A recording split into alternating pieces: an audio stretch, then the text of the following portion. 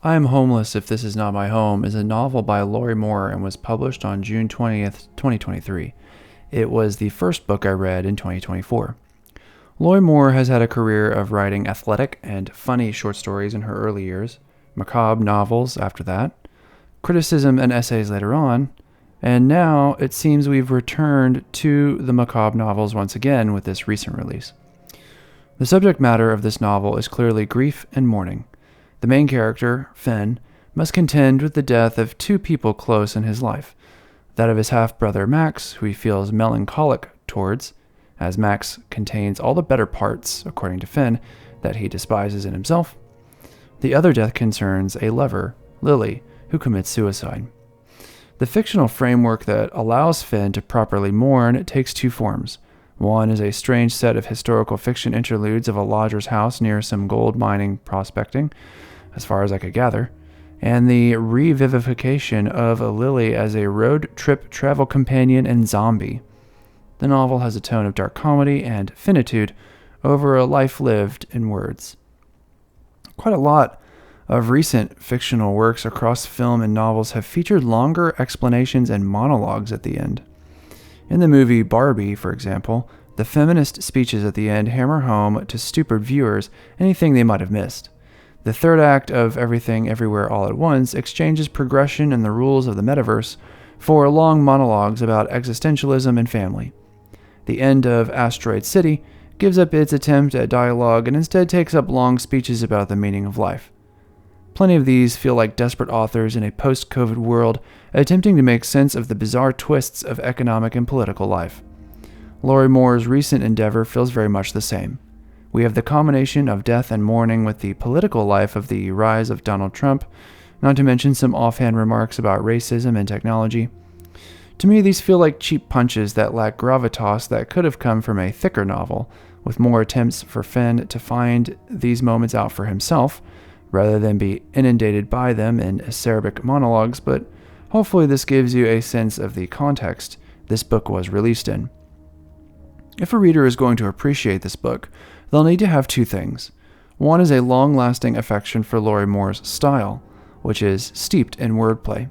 Many aspiring young writers gravitate towards Moore's style.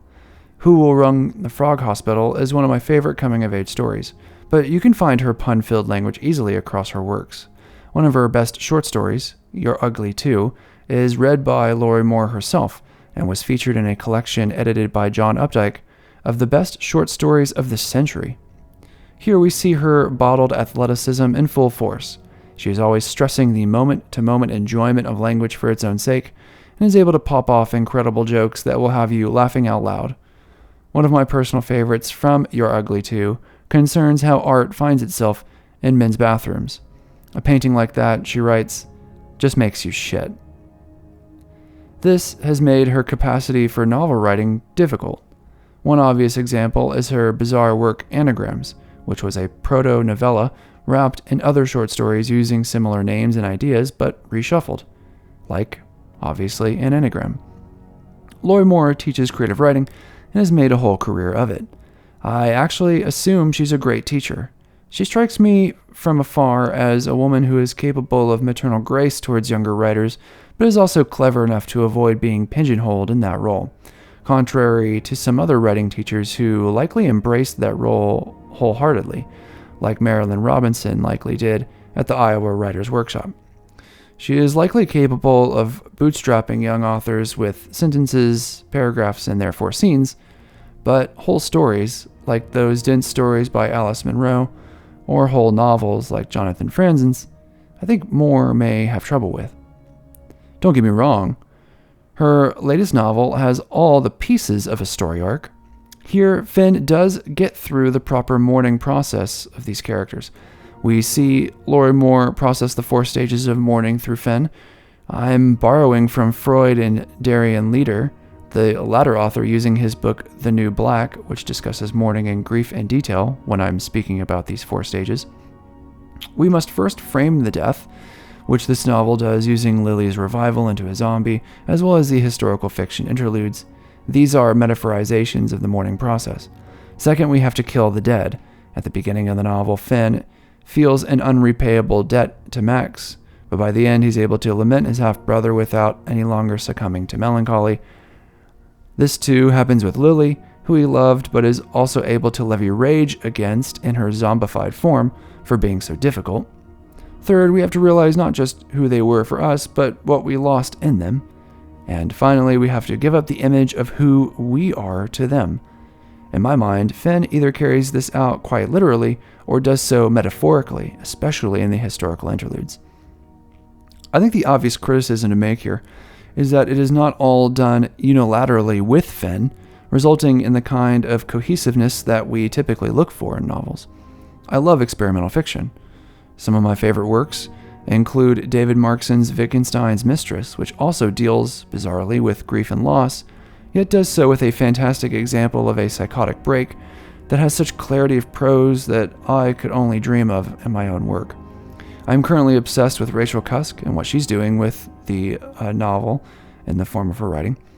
All signs therefore point to the fact that I should have liked what I read here. But I think the elements don't point back towards each other as insularly as they ought to. More than that, I feel as though Moore's moment-to-moment style could never quite combine into a novel, and that's easy to see in the difference between movement and action. In novels, we want things to happen. That's a given. And while many novels manage to make nothing happen in an interesting way, some authors can't seem to break past that barrier. Lorrie Moore's writing is so simile and metaphor heavy, so joke heavy, that it seems like we are stuck, swamp-like, waist-high, slogging through paragraphs that are pretty great, but do not add up into a substantial structure. Let me see if I can provide an example. Here's a paragraph early on where Finn is describing Lily. Quote, Max still knew all sides of every argument. Lily was mad and maddening. Lily was what the fuck. Beautiful as one of those giant apple trees in Russia, until she started throwing her apples at you. Hard, hurtful pitches, like the trees in The Wizard of Oz. Whenever Finn saw her, she seemed to be in a condition of reverse metamorphosis, turning from tree into woman. Though sometimes she went back the other way, woman into tree. If you don't like the fruit, don't come to the orchard, she'd advised him early on. Too many weird fruits here. Often he felt himself having to bite through the thick, fuzzy skin of a peach to get to the apple. She was a magician at leaving him in a state of besotted wretchedness. She was anarchic. I've banked a lot of chaos, she liked to say, and she had stored it like syrup within her. Whereas other trees had ordinary sap, she had cooked hers into glue for sniffing. Close quote. So there's a lot to talk about here. If this writing were read out in any creative writing class across America, I guarantee you there would be a lot of satisfied readers. It has all the sensory detail and metaphorization you could ask for, and a lot of creative writing institutes promote this heavy formalism. Unfortunately, the images and the forms of the writing have taken over the progression of the story. Quite literally, in the paragraph, it seems like the image of a tree seems to overwhelm the character that is Lily, and we find ourselves now thinking about Russia, laughing about the horrific voice in Wizard of Oz who plays a tree. We find Lily even identifying with the metaphor, talking about fruits and orchards as if it were elements of her personality. And then we find ourselves bizarrely combining different fruits simultaneously. What we're left with is beautiful, but very flimsy. This kind of writing, I suspect, is why many readers have left literary fiction entirely and settled in other genres, particularly fantasy and romance, because those are the places where characters actually do things. If I were to workshop this paragraph, I would tell the author to have the character eat a banana. Bananas are phallic objects. I've seen many women break off pieces of bananas and eat them bit by bit, rather than encourage the suggestion of fellatio on a banana in public space. Lily seems to me like a character who would take big fellatio bites of a banana only to chomp uproariously. And that way we might see one side of Lily while still maintaining the fruit metaphor. If you're not interested in sexualizing a female character, that's totally fine, but have her do something. Once, I cut my fingers trying to cut vegetables. Rather than stopping, I got blood all over the onions. The stew will be richer for it, is what I told my wife. Here we can see perhaps that I wanted to show my wife that I punished myself in order to help with the food. It shows a little of my stubbornness, while still taking place out in the world with actionable examples that a reader can take home with them. The reason Lorrie Moore's books don't work like they should is because she trades novelistic scenes for creative short story forms. For what it's worth, I think this is a good book for those in mourning, as it will help you assuage the rage and fear and hurt you might feel.